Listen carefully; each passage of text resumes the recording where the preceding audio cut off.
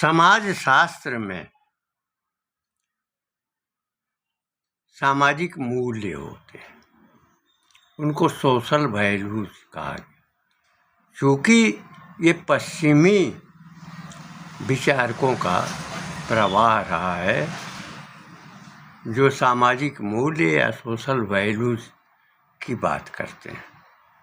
वैसे तो अर्थशास्त्र में भी कुछ वैल्यूज होते हैं, मूल्य होते हैं। जो भी विषय है उसके अलग अलग मूल्य होते हैं, यानी सोशल वैल्यूज होते हैं। अर्थशास्त्र के लिए कुछ मूल्य अलग होते हैं, लेकिन जो समाज के मूल्य हैं वो समाज के मूल्य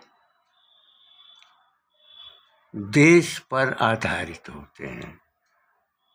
जो जिस देश में निवास करता है वह अपनी परंपरा अनुसार सामाजिक मूल्य को अपनाता है। अमेरिका, ब्रिटेन, फ्रांस, जर्मनी आदि देशों में जो सोशल वैल्यूज हैं, जो सामाजिक मूल्य हैं, उनका अलग अलग स्वरूप है। जो रूस है उसके भी सामाजिक जो मूल्य हैं वो उसकी परंपरा के अनुसार हैं। जो सोवियत रूस की जो क्रांति हुई थी उसके अंतर्गत जो मूल्य निर्धारित हुए वो शासन के भी मूल्य होते हैं। लेकिन जो समाजवादी विचारक रहे हैं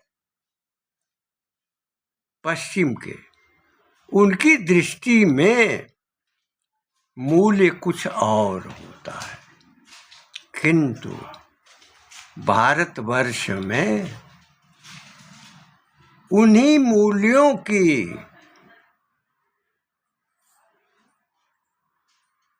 धारा में बहने का प्रयास किया गया। समाजवादी विचार के लोग, समाज शास्त्र के जो अध्येता, उनकी दृष्टि में मूल्य बराबर परिवर्तित होते रहते हैं। जो शासन से क्या लाभ होना है, एक दूसरे से संपर्क करने पर हमारे अभीष्ट की क्या पूर्ति होती है, हम जहाँ भी रहें वहाँ के आचरण के अनुसार हमारी स्थिति किस रूप में रहती है, तो यह समाज शास्त्र के अंतर्गत मूल्य का विस्तार है। जब हम समाज में रहते हैं, समाज में चलते हैं और फिर अपना मैं भी ढूंढते हैं, अपेक्षाएं भी होती हैं शासन से, समाज से, समूह से। अपेक्षाओं में उसकी निरंतरता बनी रहती है। किंतु भारतवर्ष में लाखों वर्षों की परंपरा में जो मूल्य निर्धारित हुए हैं वे मूल्य समाज को संचालित करने वाले रहे। समाज में व्यक्ति को, जन को दिशा देने वाले रहे। जितने भी सूत्र हैं, सूक्तियां हैं, वो हमारे जीवन के आचरण की दिशा देती हैं। शासन जो समाज शास्त्र है उसके अनुसार शासन से भी मूल्य की अपेक्षा की जाती है, सहयोग की, सहायता की, और समाज से भी अपेक्षा की जाती है। हम जिसके साथ जैसा आचरण करते हैं वो हम उसकी अपेक्षा करते हैं। इस प्रकार उस परंपरा में मूल्य का रूप परिवर्तित होता है। डॉक्टर राम मनोहर लोहिया भी समाजवादी चिंतन धारा के महापुरुष थे, अध्येता थे और अभिव्यक्ति की सामर्थ्य भी उनमें थी, लेकिन वह भी एक कालखंड में उनको राम की मर्यादा, कृष्ण की नीति और भगवान शिव की करुणा समाज में पैदा करने का भाव पैदा हुआ और उन्होंने रामायण मेले का भी आयोजन किया। भारतवर्ष में जो समाज शास्त्र के ज्ञाता हैं, अध्येता हैं, उनमें विभेद हो गया। कुछ लोग पश्चिमी धारा में चले और कुछ भारतीय चिंतन धारा में जो सामाजिक मूल्य हैं उसको निष्कर्ष पर लाने के लिए जुटे। आज भी वो समस्या है। समाज शास्त्र का अध्ययन करने वाले, शोध करने वाले जो छात्र हैं, वे जो सामाजिक मूल्य हैं उसको एक सीमित दायरे में देखते हैं, लेकिन उनका जुड़ाव भारत से होता है। और अगर भारत से होता है तो भारत की ऐतिहासिक जो परंपरा है, सांस्कृतिक जो परंपरा है, उसके साथ जुड़ना तो पड़ता ही है। लेकिन दोनों में अंतर है। जीवन की गति क्या हो, जीवन जीना कैसे चाहिए, दूसरों के अस्तित्व का बोध कैसे हो, जो दीन दुखिया है उसके लिए करुणा का भाव हो, अहिंसा का व्रत हो, यह स्वरूप संस्कृत वांग्मय में प्राप्त होता है। और यह कहा भी गया है, विपत्ति धैर्यम अभ्युदय क्षमा। विपत्ति काल में धैर्य होना चाहिए और अगर अभ्युदय हो तो क्षमा की भावना होनी चाहिए। गोस्वामी तुलसीदास जी ने कहा कि धीरज धर्म मित्र अरु नारी, आपद काल परखिए चारी। धीरज का विशेष महत्व है, वही धैर्य है। धर्म, मित्र और नारी का परीक्षण विपदा काल में ही होता है। और मनुस्मृति के अनुसार धर्म के 10 लक्षण बताए गए हैं। धृति, क्षमा, दमो अस्तेयम, शौचम, इंद्रिय निग्रह। इस प्रकार सनातन धारा में जिसके भीतर धैर्य हो, धीरज रखने की शक्ति हो, सहन करने की क्षमता हो, उसके भीतर अभ्युदय की बात सदैव बनी रहेगी। क्षमा करना और अपनी कामनाओं, इच्छाओं को नियंत्रित करना, इंद्रियों को नियंत्रित करना, अपने को पवित्र बनाए रखने की संकल्पना करना, तो जो सामाजिक मूल्य हैं, वो सामाजिक मूल्य हमारी परंपरा में बराबर बने रहे हैं और आवश्यकता अनुसार उनका जो बोध है वो छात्रों के बीच में, समाज के बीच में, शासन के बीच में उसकी जानकारी पहुंचाई जाती है। यदि वर्षा होती है तो यह आवश्यक नहीं है कि अगर दिल्ली में बारिश हो रही हो तो काशी में भी बारिश होगी, लेकिन जो धैर्यवान व्यक्ति हैं, जो क्षमाशील हैं,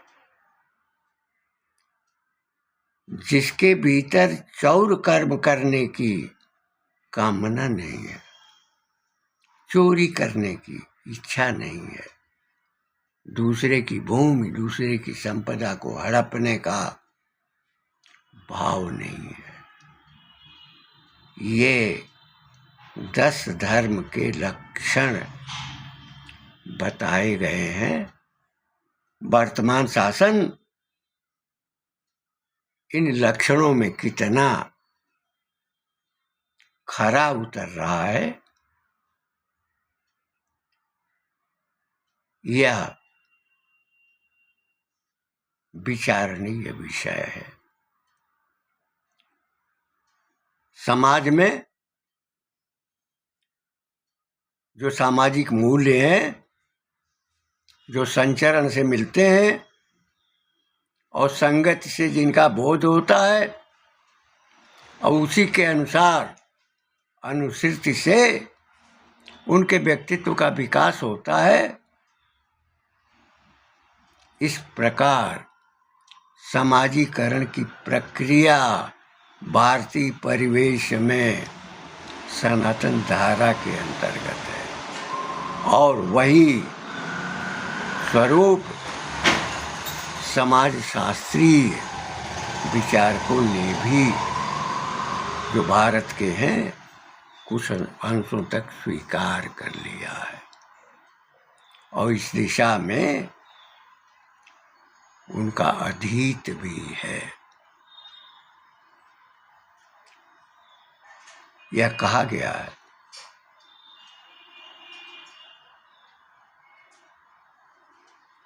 निंदन्तु नीति निपुणा यदि वास्तवन्तु। नीति में निपुण लोग निंदा करें या प्रशंसा करें, लक्ष्मी समाविशतु अगच्छतु वा यथेष्टम्। लक्ष्मी प्रवेश करें या इच्छा अनुसार चली जाए। अद्यैव मरणमस्तु, आज ही मृत्यु हो जाए। युगांतरेवा, युगों के बाद। न्यायात पथा पदम प्रविचलन्ति नदीरा। वर्तमान शासन इस सुभाषित सूक्ति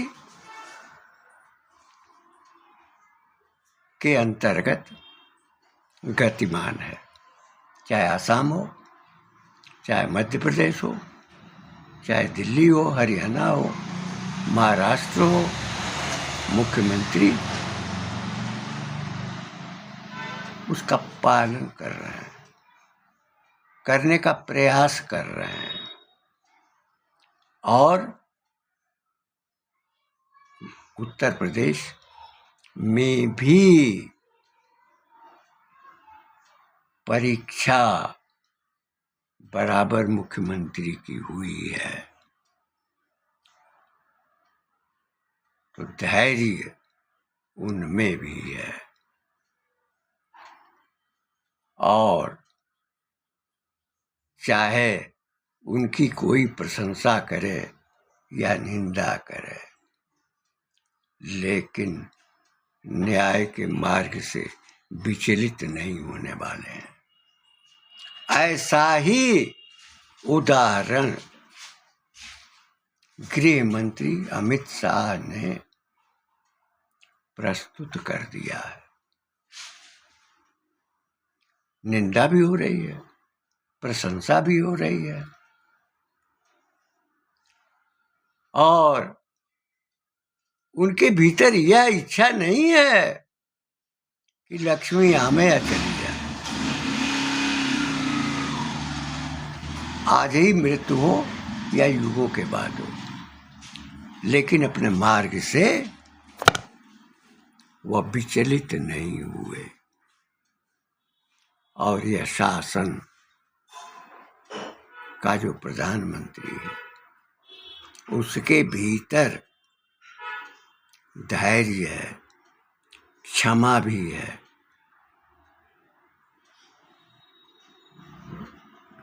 दमन भी है इच्छाओं का,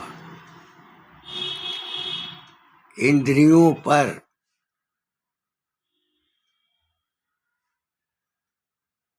नियंत्रण भी है, और शुद्धता भी है। वाणी में शक्ति बोध भी है, आचरण में निरंतरता भी है, इच्छा शक्ति उसकी बलवती है, और विश्व में वह क्रियाशील भी है, और ज्ञान का भंडार भी है। भारतवर्ष में जो धाराएं हैं, जो मूल्य समाप्त किए गए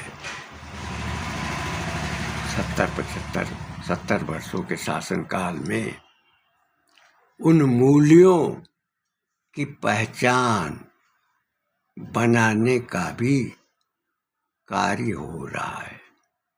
संचालन कर सत्ता का संचालन करने वाले जो तत्व हैं, जो व्यक्ति हैं, वो जिला प्रचारक, प्रांत प्रचारक के दायित्व का निर्वहन कर चुके हैं। संघ का आलोक है, संघ की क्रियाशीलता का अनुभव है, समाज को जोड़ने की जो दिशा द्वितीय सरसंघ चालक के बौद्धिक और उनके साहित्य के अध्ययन के उपरांत जो ज्ञान है, उसके अनुसार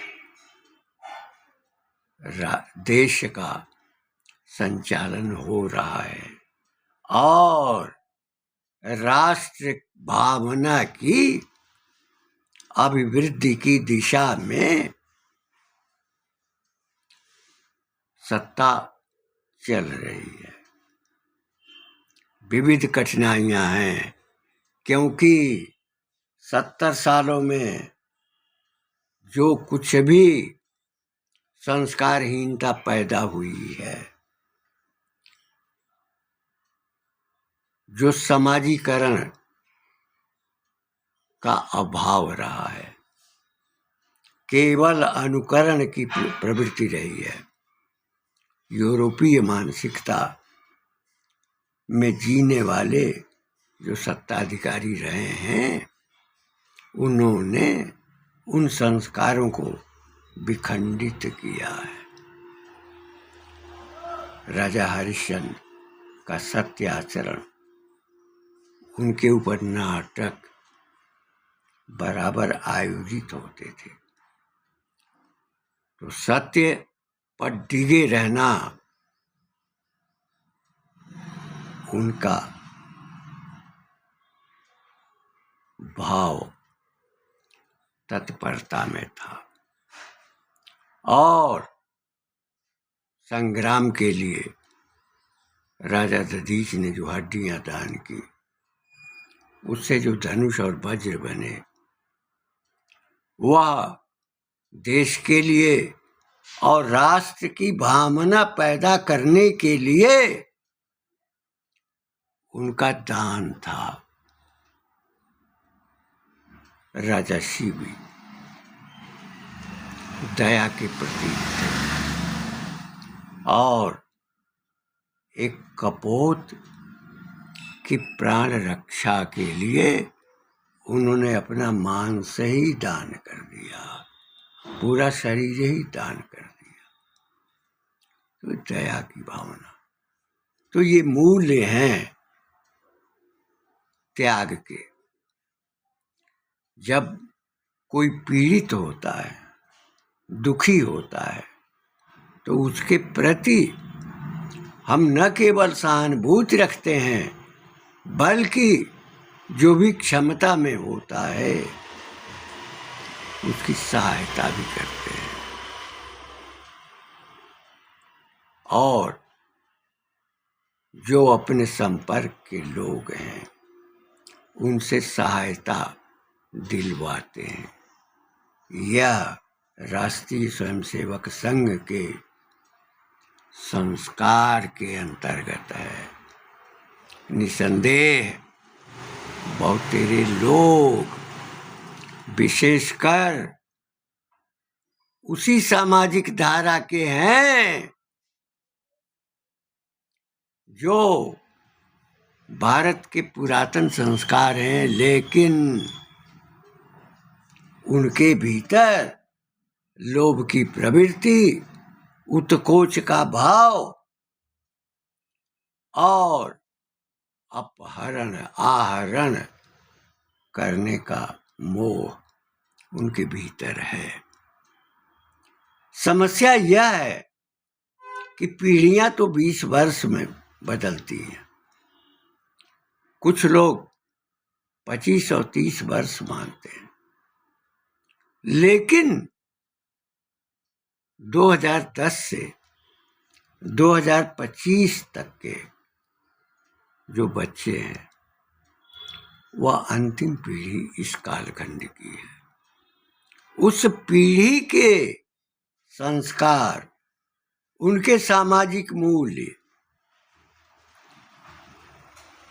पर कौन विचार करेगा? निसंदेह जो राज्य का शासन है उस दिशा में सोचेगा। जो 2010 में पैदा हुए हैं 2015 में 5 वर्ष की आयु के होंगे और कक्षा 1 में प्रवेश मिलेगा। 10 वर्ष की आयु में कक्षा 5 उत्तीर्ण करेंगे और 13 वर्ष की आयु में पूर्व माध्यमिक विद्यालय उत्तीर्ण करेंगे और 14 और 15 वर्ष की आयु में माध्यमिक की परीक्षा उत्तीर्ण करेंगे। तो ये जो 15 वर्ष है, ये 10 से 25 तक, इस 15 वर्ष के बच्चों की शिक्षा, बच्चों में मूल्य का निर्धारण, जो सामाजिक मूल्य हैं, सांस्कृतिक मूल्य हैं, उनको शिक्षण के अंतर्गत उन्हें संस्कारित किया जाना रहा है। क्या वे संस्कार ग्रहण कर चुके हैं? संस्थाएं विभिन्न रूपों की हैं, विविध पंथों की हैं। अपने पंथों के अनुसार संस्थाएं संचालित होती हैं, लेकिन शासन के अधीन भी जो संस्थाएं हैं, उन संस्थाओं में इन 15 वर्षों के कालखंड में क्या सांस्कृतिक और सनातन धारा के मूल्य और सामाजिक मूल्य से उनका परिचय कराया गया। किस स्थिति में? विषय विविध है, क्रिकेट है, हॉकी है, फुटबॉल है, ये प्रतियोगिताएं हैं राज्य स्तर पर, देश स्तर पर और अंतर्राष्ट्रीय स्तर पर प्रतियोगिताएं होती हैं। कुछ उस दिशा में जाते हैं, कुछ कार्मिक दिशा में जाते हैं, और कुछ लोग, कुछ बच्चे जो लौहकार हैं, उसके घर में जो व्यवसाय रहता है उस दिशा का उनके अनुभव होता है। 5 वर्ष की आयु में ही, 4 वर्ष की आयु में ही हथौड़ा चलाने का संस्कार आ जाता है। जिनके घरों में वेद मंत्रों का पाठ होता है, 5 वर्ष की आयु के बच्चे मंत्रोच्चारण करने लगते हैं। जिनके यहाँ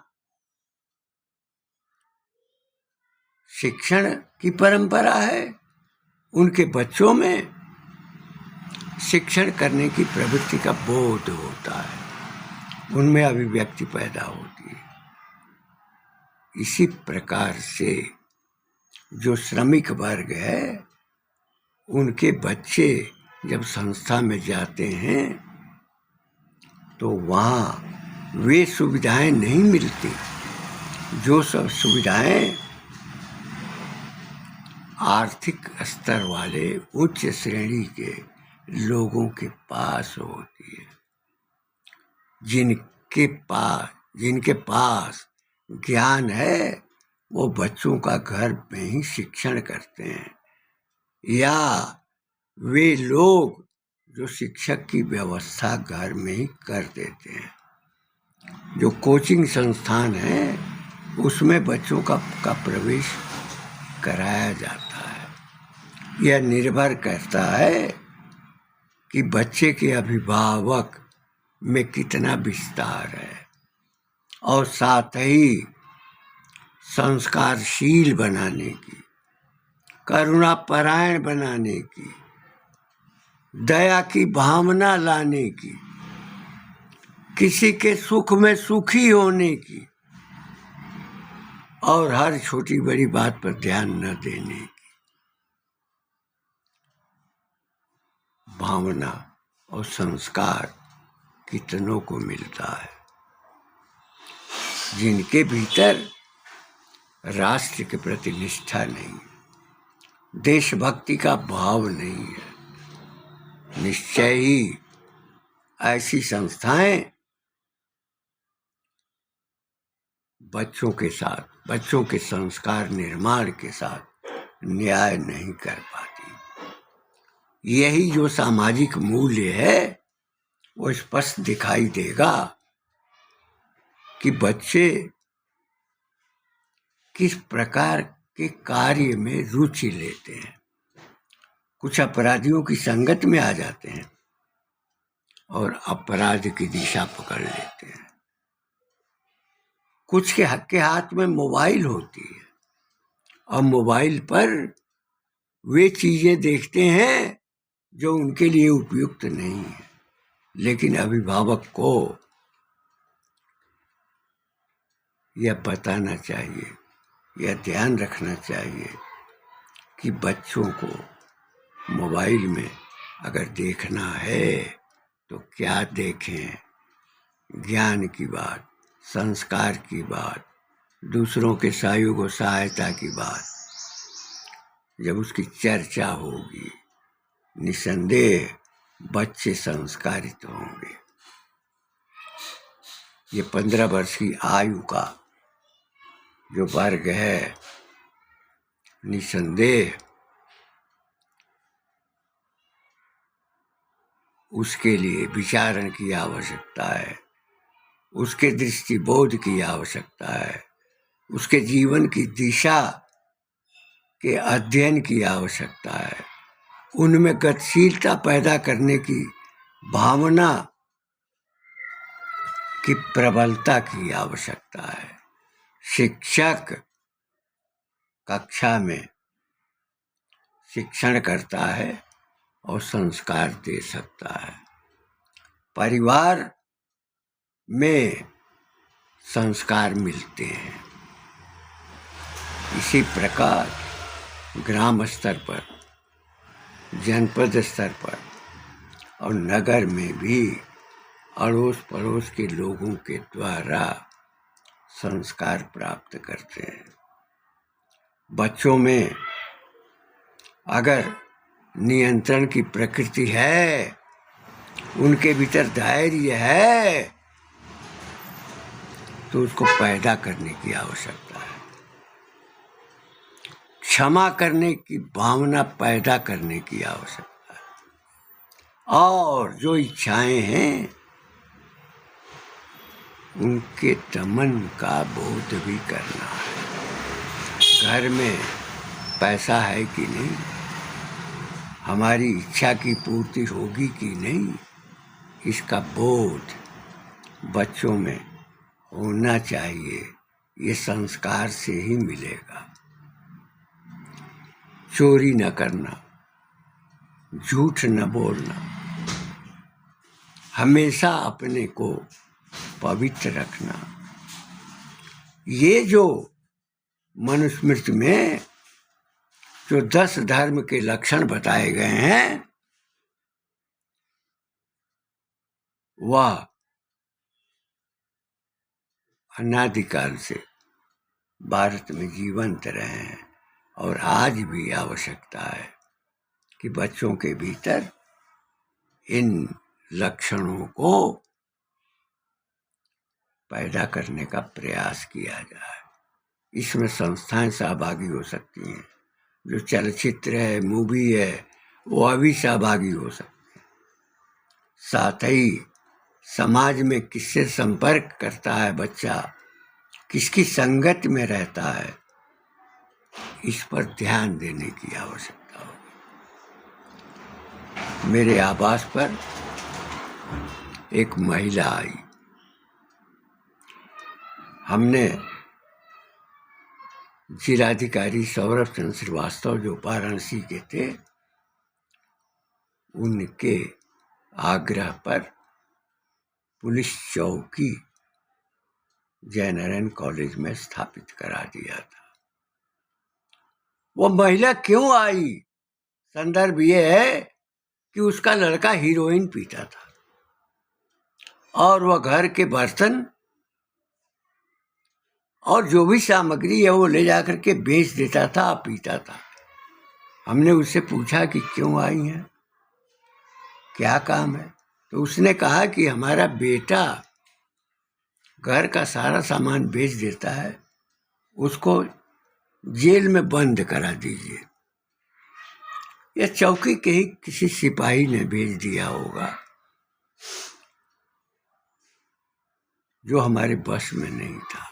हमने उसको समझाया कि बच्चे को ले आओ, मैं बताऊंगा। तो जो अभिभावक इस पर ध्यान नहीं देते हैं, बच्चे में कौन सी आदत है और कौन सी आदत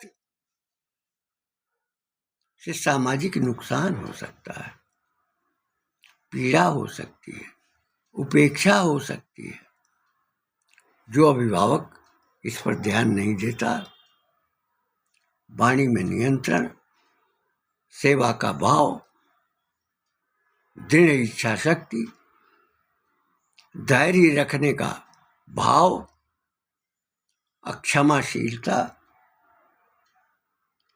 और किसी बच्चे या संस्था में किसी का कोई सामान चोरी न करना, यह जो संस्कार है, ये संस्कार ही मूल्य है समाज के संचालन के लिए। 125 करोड़ कि पूरी जनता इस काम में नहीं जुटेगी।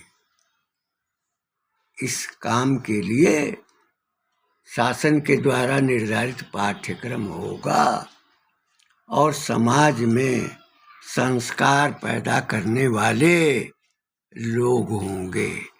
जैसा राष्ट्रीय स्वयंसेवक संघ विगत 100 वर्षों के कालखंड में लाखों करोड़ों लोगों को राष्ट्र भावना में संस्कारित कर चुका है।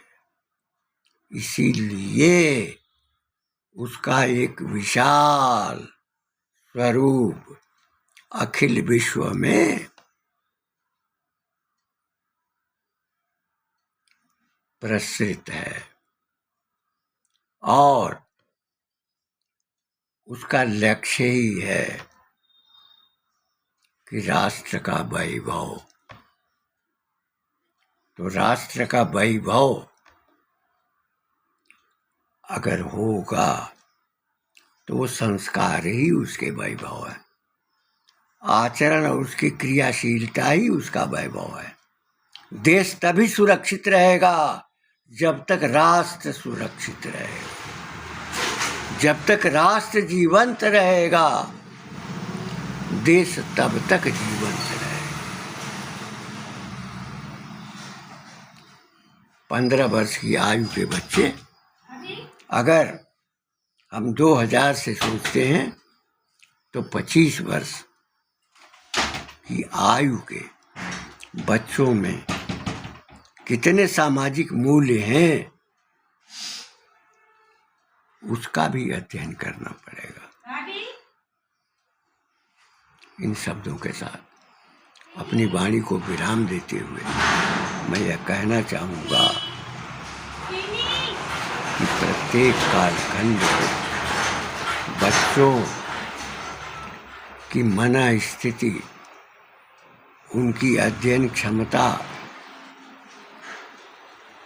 उनके आचरण, उनके संस्कार और सामाजिक मूल्य कितना उनके पास है, ग्रहण कर चुके हैं, जो भी आदर्श रहे हैं उनके बारे में वो जानते हैं कि नहीं जानते हैं, इसका ज्ञान कराना।